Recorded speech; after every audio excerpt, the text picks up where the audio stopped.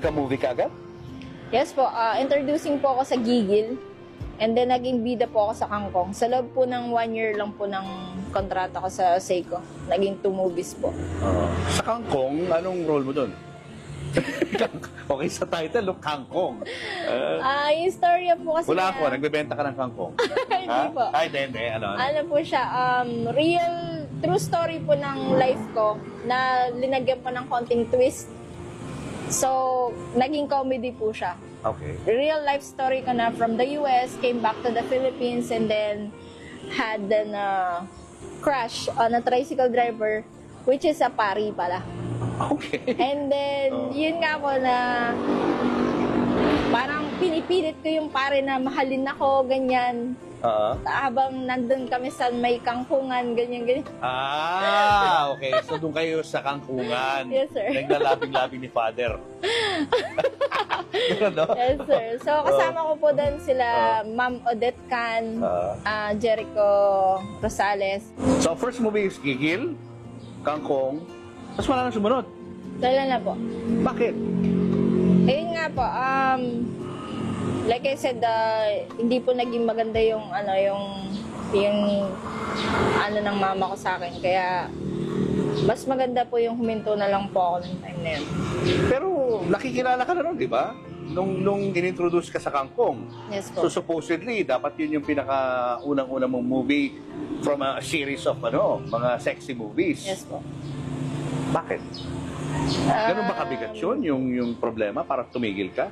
Yes, sir. Medyo private and personal na pong problema po kasi. Money ba to? Something about money? It's about money din na rin po. Ang may problema po is family. Paano mo sinabi kay Robbie yun, na ayaw mo na? Ay, alam po nila, sir. Alam po nila kasi on the set, mismong director ko na mismo yung nagsabi rin sa akin na mas maganda nga talagang huminto na lang ako. Gano'ng kabigat yung problema? Yes po.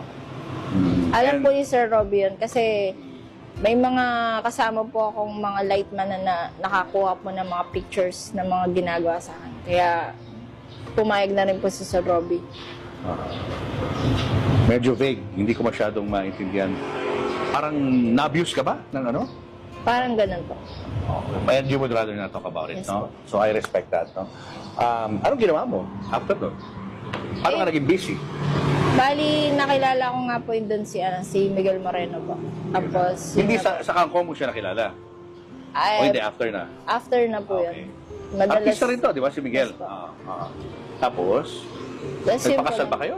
Ay, hindi po. Hindi. Nagsama kayo? Nagsama lang po. Tapos nagtayo po ng maliit na business which is buy and sell. Buy and sell ng mga kotse. Ngayon, buy and sell na ng mga motor. Kumusta naman ang buhay? Ma-controversial pa rin po. Dahil? Ano nangyari? Ayun nga po, yung mga bata, dinayo sa akin. Tapos, a lot of things. But, ngayon, na-realize ko naman po na tama lang po siguro na talagang inalis sa akin. Bakit? Ano bang kasalanan mo? Hindi naman po ako yung may kasalanan. Tama lang po na sa kanya na lang po napunta yung mga bata kasi katulad po ngayon, nung huling nakita ko po sila is nagbabayan sila po sila ng mga motor which is okay na po sa akin na sila na yung nagmana. Sila na yung nakakuha ng mga pagbabayan sila nila, ganyan. Tsaka hindi ko rin po sila kaya talagang buhayin.